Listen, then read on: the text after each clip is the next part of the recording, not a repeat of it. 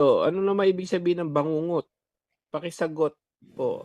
So Bro Mm. Wendell, ano ba yun daw, ibig sabihin kapag Sabi binabangungot yun? Yan sabi kasi nila maraming Brother Wendell, ano, oo, kaya kumain, natulog ng busog. Ano talaga ang malinaw diyan, Brother oo. Wendell? Oo, Ah, maganda yung tanong ah, niya, eh. Paano ba ito ibig sabihin ng bangungot para sa mga nakikinig, Bro Wendell? palagi naman akong kumakain ng busog. Well, Matulog, hindi ka no? Dahil ako rin. pagkatapos ng program natin, 10:00 o Kakain, oo. mahigit, kakain ako. Kaya Kasarap kaya matulog ng siguro, busog, tignan mo yung mga sawa. wala naman akong panaginip na masasama, wala naman akong bangungot. Ang Oo sarap nga ng naman. tulog ko talaga. Pero Mm. kung ang bangungot talaga sa Ministry of Liberation at exorcism ay isang demonic attack habang natulog ang tao. Oh, ulitin ko ha, sa Ministry of Liberation, ang sleep paralysis o bangungot ay isang demonic attack. Kaya may tinuruan ako na palaging mm, yung asawa niya, yung siya mismo matanda na binangungot yung sleep paralysis, sabi ko, kuha ka ng holy water pag makagising ka at i-bliss mo sa loob ng silid with proper formula in the name of Jesus. I command you spirit, evil spirits, whoever you are, depart right now from this room. Ginawa 'yan ng matatanda, no? Cebuano, sa ngalan ni Ginoong Jesucristo, nagmando ako sa bisan kinsang espiritu, no? Ah, pagbulag, pagbiya dinhi sa kwarto. Alam mo, anong sabi ng matanda?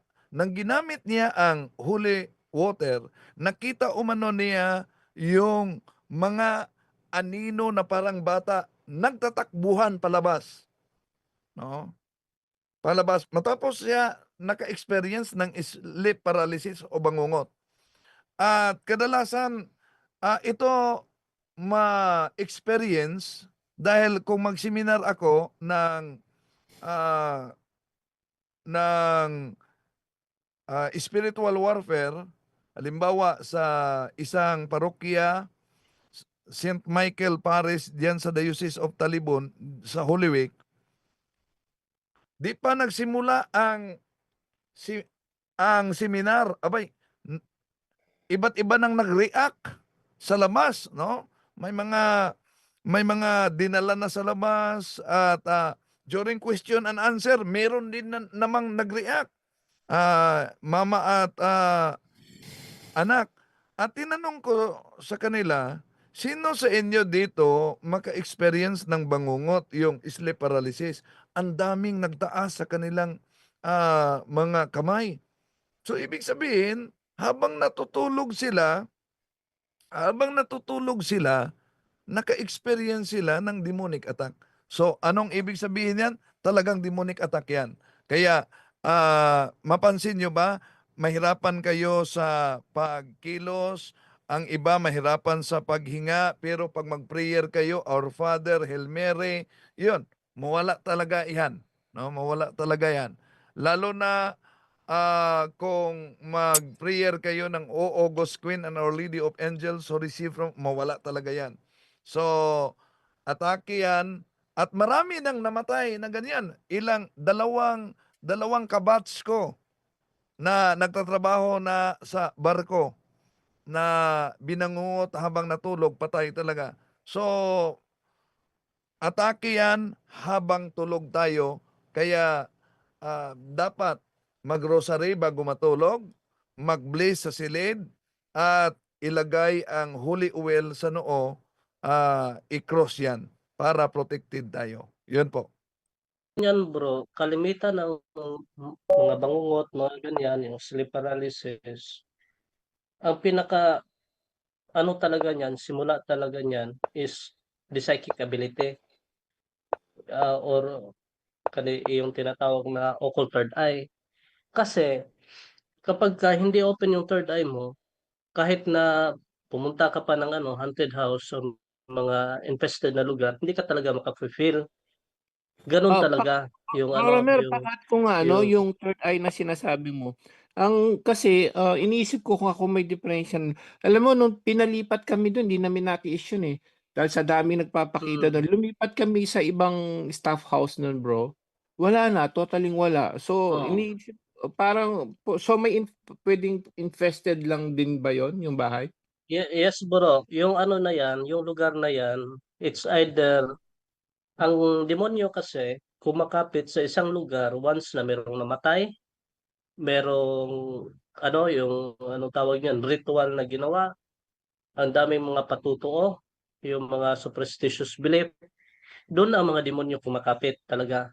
Kasi Ano bro, yung nagiging infested yan or pangyayaring drug yung daw den. Bro Romer, yung daw lugar na yon sabi sa amin, kasi during that time, yung World War II, yun daw ang pinaglibingan ng mga Hapon, yung mga pinatay, ang Oh, dami yun. daw. Oh, yun bro. Yung mga dati na sementeryo, mga old cemetery, yun. Doon talaga kumakapit yung mga demonyo niyan kasi kalimitan ng cemetery talaga sagrado naman yan, di ba? Nagiging infested yan kasi yung mga mamamarang doon yan nagagawa ng ritual. Doon din sila kukuha ng mga panghalo doon sa mga gamot nila or yung sa mga oil nila.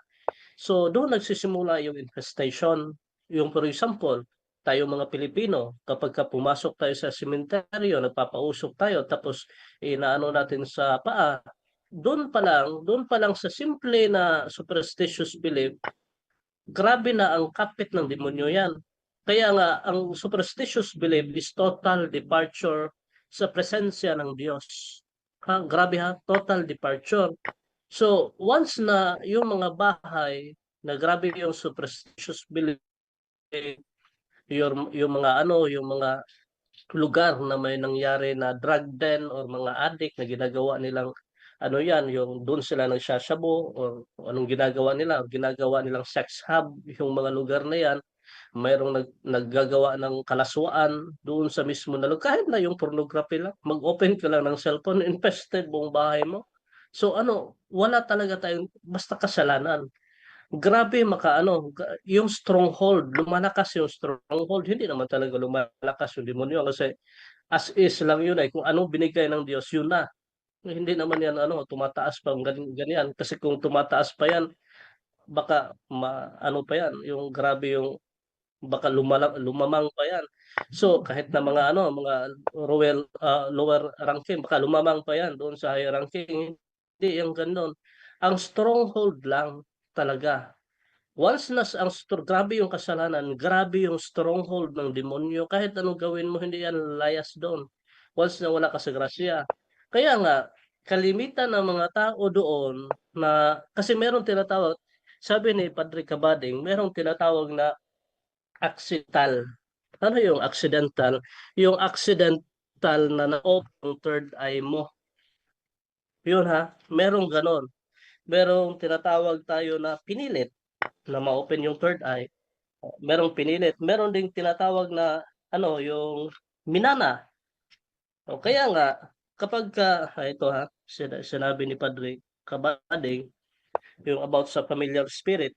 So, inherited from ancestors with an open third eye. Pangalawa, by accident, through multiple contacts with occult, an occult practitioner, or someone with third eye is open. Tapos pang tatlo, by way of trauma, either due to a near-death experience, strong emotion, or shock. Tapos induce yung pinilit through a deliberate desire to have it open and through the occult means or ritual. Ganun pala yung ano, yung sa spirit of ano, yung sa spirito ng divination. Once na nandun ka, tapos na-close na yung third eye mo, sana, tapos pumunta ka sa mga lugar na haunted, posible yan na ma-open. Kaya nga, yung payo namin, kasi hindi natin din alam, 4th to 10th generation yan eh. Yung ano yan, yung kapag may ano yung lola at lolo noong 4th generation or sa 10th na open yung third eye, yung mamamarang baro albularyo, posible talaga. Kasi yung third eye, namamana yan eh. yung inherited. Familial spirit ang tawag dyan. Nasa dugo na talaga yan. Kaya nga po, ang payo natin sa mga ganoon, kapag hunted yung lugar, once na magsimula ka mamuhay ng kabanalan, tapos ni-renounce mo yung occult third eye mo, tapos diniliberance mo yung room mo, kasi pwede ka makadeliverance kasi binayaran mo yan para mag-ano ka, para mag-board or mag-stay. So ang gamitin lang po natin na mga prayers po para protected po tayo is yung intercessory prayer. Yung I ask in the name of Jesus, wag kang mag-direct. Kasi the more mag-direct ka, posible ka talagang mag-retaliate. I ask Jesus to break the seal and consecration upon this room.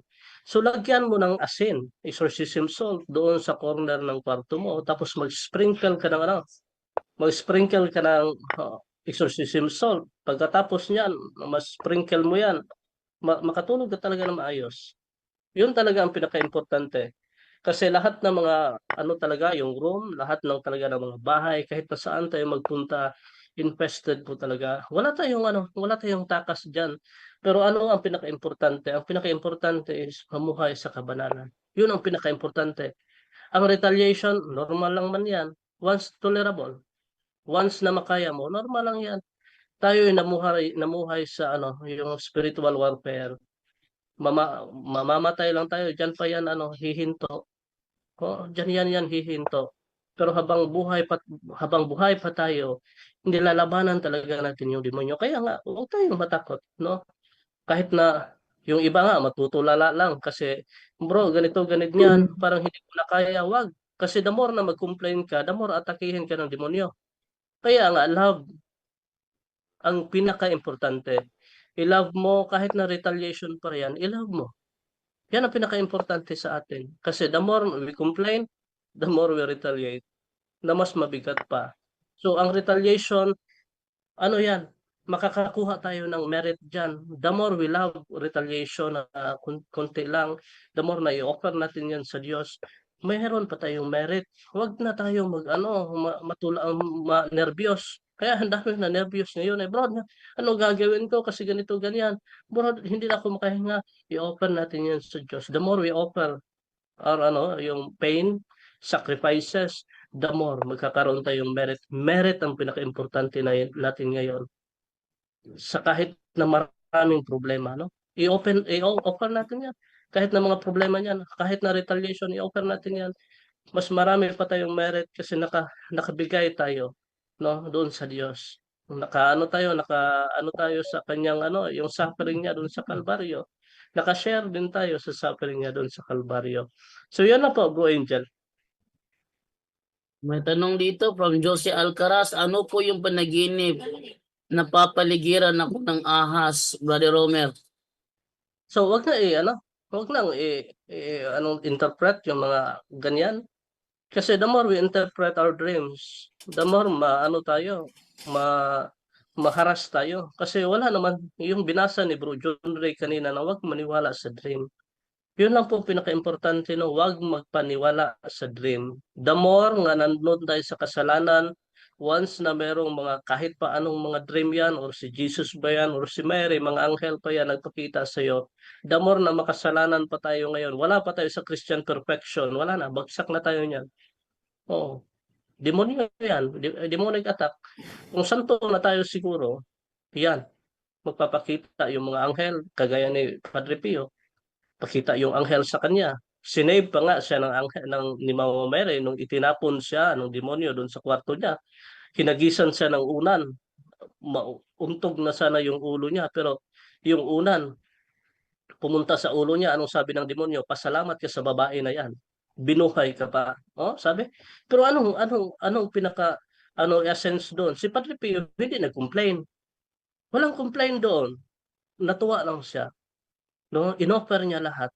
Buong puso niya, inoffer niya yon. Kahit na binugbog siya ng demonyo. Tayo kasi, pagka meron tayong mga sufferings, we complain We always complain. Huwag tayo mag-complain. The more pain na natin sa buhay natin, the more natin, yung offering, the more merit ang matanggap natin.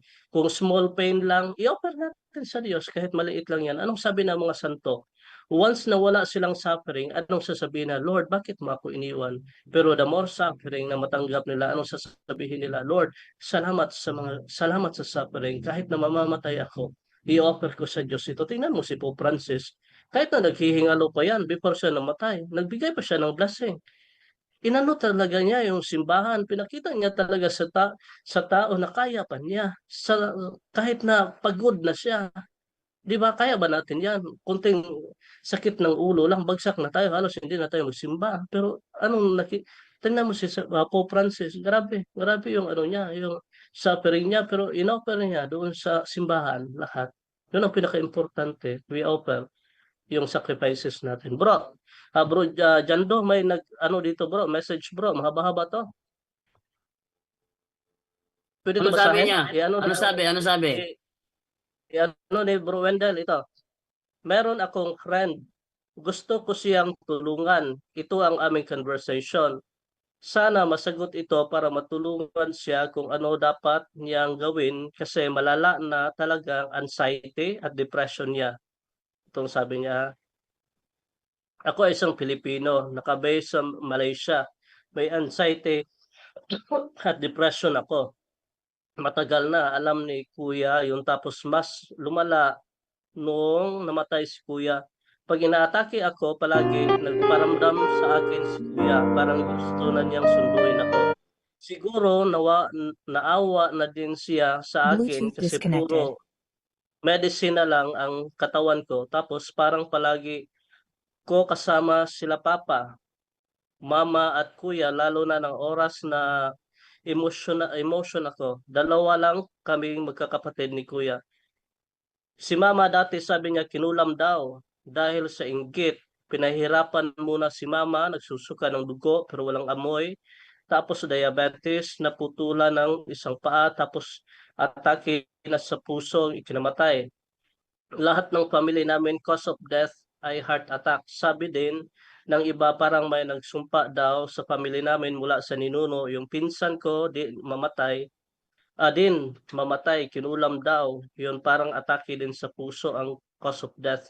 Na-cares daw kami, yun ang sabi sa amin, 2024, 3 ang namatay sa pamilya namin. Halos year, nakalipas lang na taon, nasusundan. Pero ang pinaka-worst, haba naman ito, sa amin kasi si lolo ko sa father side, kakamatay lang nasundan agad after year ni Papa, tapos 1 year sumunod na si Mama, tapos after 1 year si uncle ko naman, basta sunod-sunod sila namatay.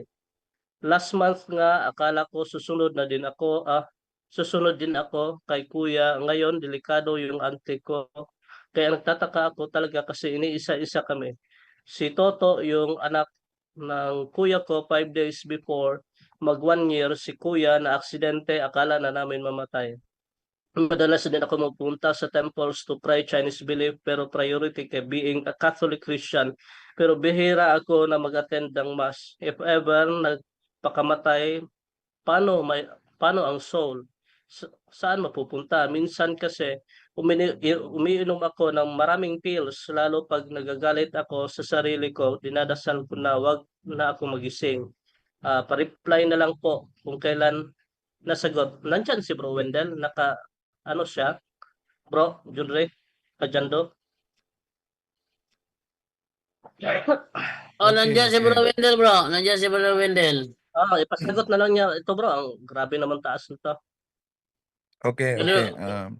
Batay sa napakinggan ko, yung sinabing kinulam daw. So kung sinabing kinulam, ibig sabihin, lumapit sila sa albularyo. Dahil kadalasang findings ng albularyo ay kulam. No? Pag makalapit ang mga ganyang problema. Pangalawa, yung depression ay sa level ng extraordinary demonic attacks, nasa obsession yan.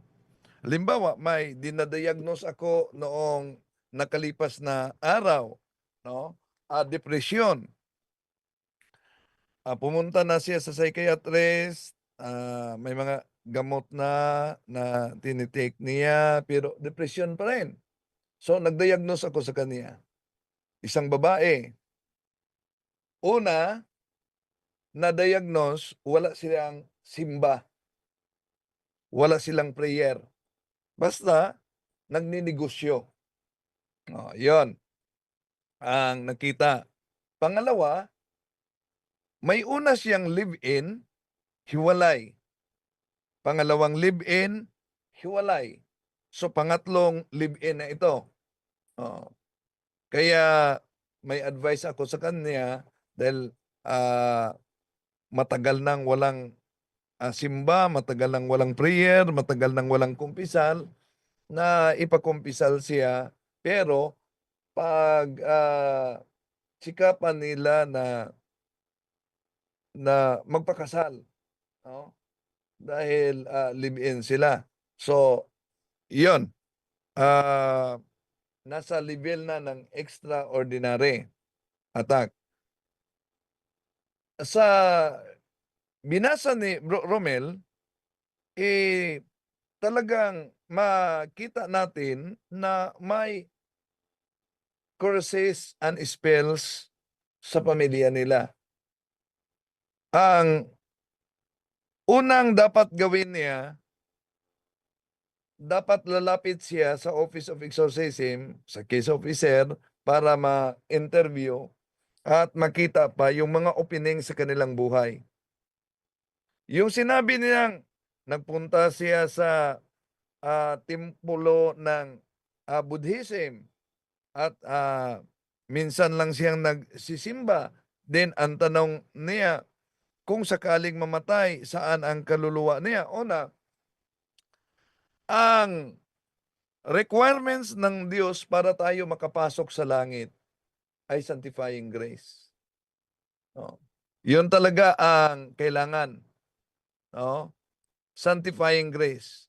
At tandaan natin na ang ating mga mabubuting gawa meritorious only in the eyes of God if we are in the state of grace. Hindi tayo makakita sa Diyos, Hebrews chapter 12 verse 14, kung hindi tayo banal. Yun ang requirements talaga. At paano ma-obtain yung holiness? Sa pamamagitan ng sanctifying grace na nasa state of grace tayo. Ngayon, ang sabi niya na uminom siya ng mga pills, gusto niya matapos, meron ng suicide attempt siya. So, suicide attempt. So, mas mabuti talaga sa naturang estado, nasa extraordinary attack na sila, lalo na ang pamilya. Bakit pinahintulutan ito ng Diyos na mangyari? Pinahintulutan ito ng Diyos na mangyari upang mag-guide sila na may mga bahagi sa kanilang buhay na nabuksan. Dahil alam naman natin na limited ang atake ng demonyo. Ang demonyo ay parang asong baliw na nakatali. Di ka pwedeng makagat basta-basta sa nakataling baliw na aso. Pero maaari kang makagat kung ikaw mismo ang lumapit na hindi mo alam na nakalapit ka na pala sa nakataling baliw na aso. Sa anong paraan? Yon ang tingnan sa diagnostic interview.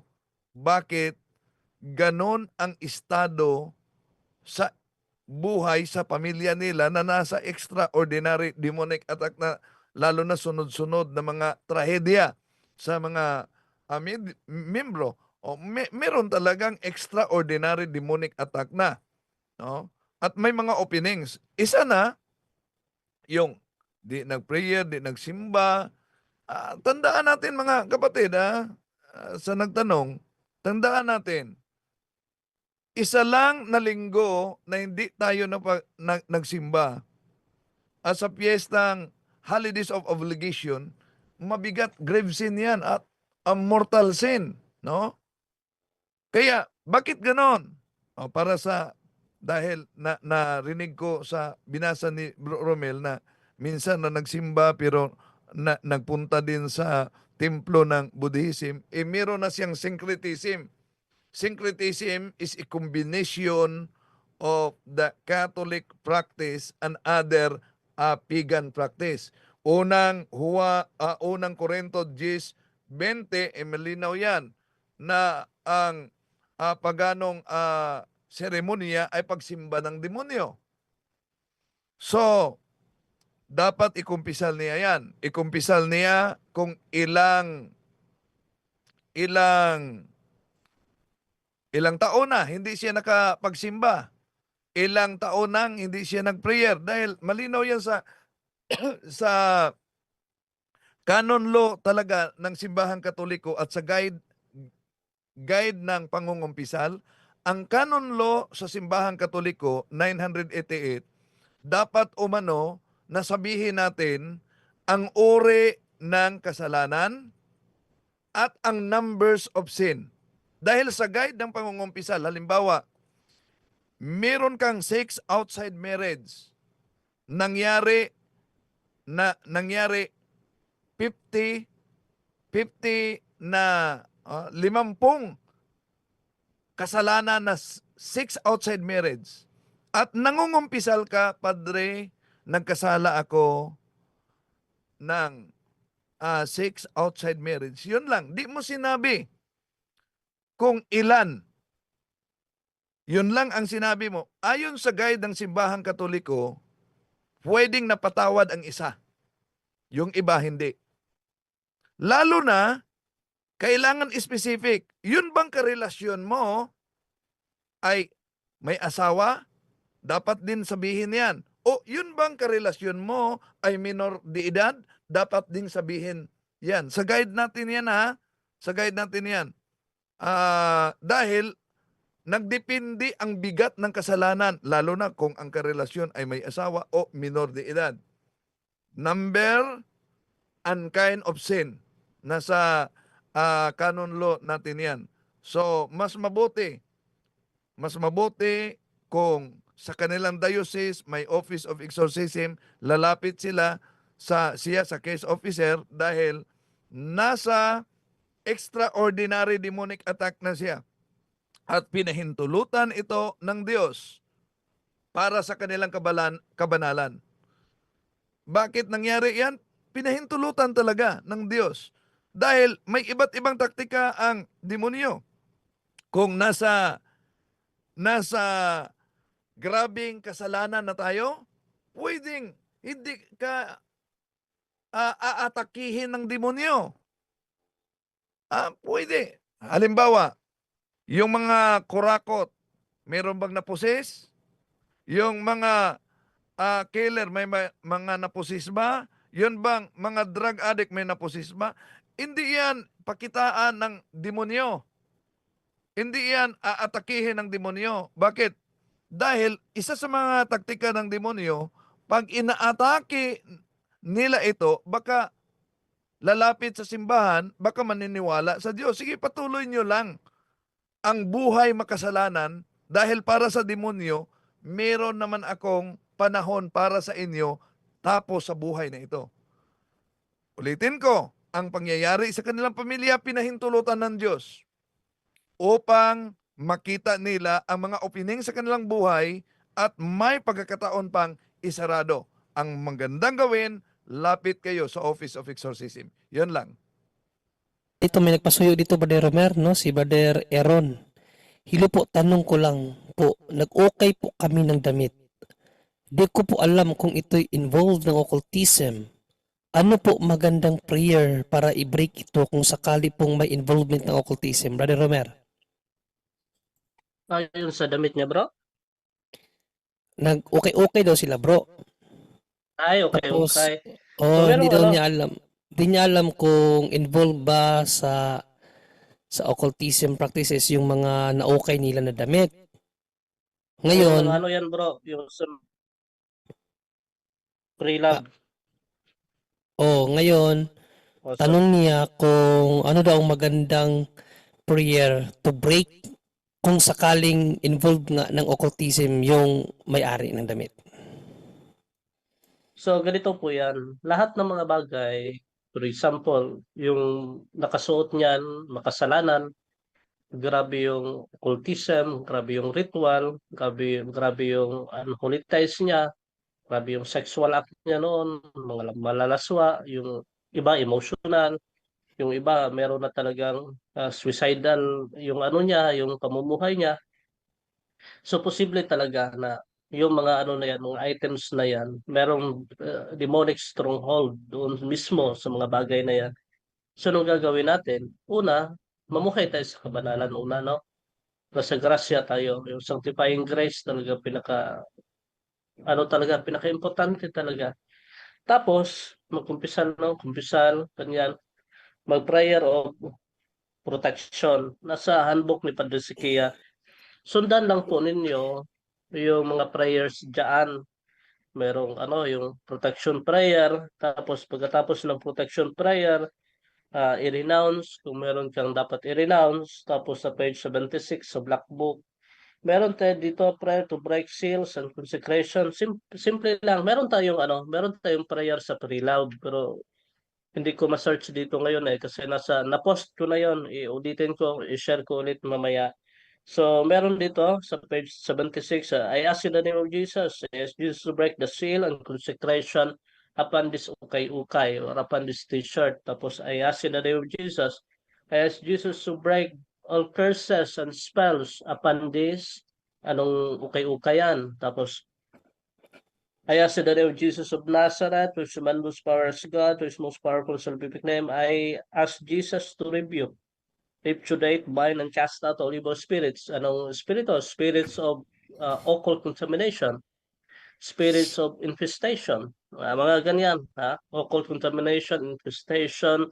And I humbly ask Jesus to command all of you to depart right now from this ukay-ukay or from these t-shirts and go immediately and directly to the foot of the cross of Jesus and never return. So yun lang po. Tapos cleansing prayer. Lagyan nyo ng exorcism oil, yung na yan, yung item na yan. Tapos yung blast na salt, yun. Tapos holy water. Yun po ang pinaka-importante. So kung meron naman kayo na na gusto ninyo na solemn talaga yung pag-break ninyo doon sa gamit na yan, meron tayo na libro ni na Liberation and Exorcism Volume 2 kay Padre Nonet Legaspi. Pakita natin ito Sandali lang. Ito na libro na to. Ito.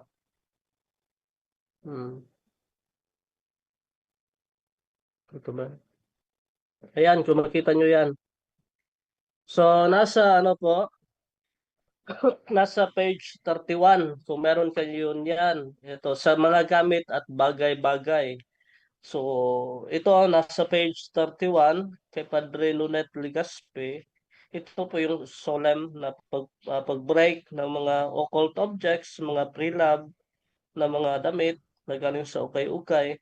At saka mag-cleansing prayer kayo. Una, prayer of protection. Pagkatapos niyan, break. Tapos, cleansing prayer. So, mamuhay sa kabanalan, yun ang pinaka-importante sa atin. Para hindi po tayo ma-retaliate ng mga demonyo. So, yun lang po, Bro John Ray.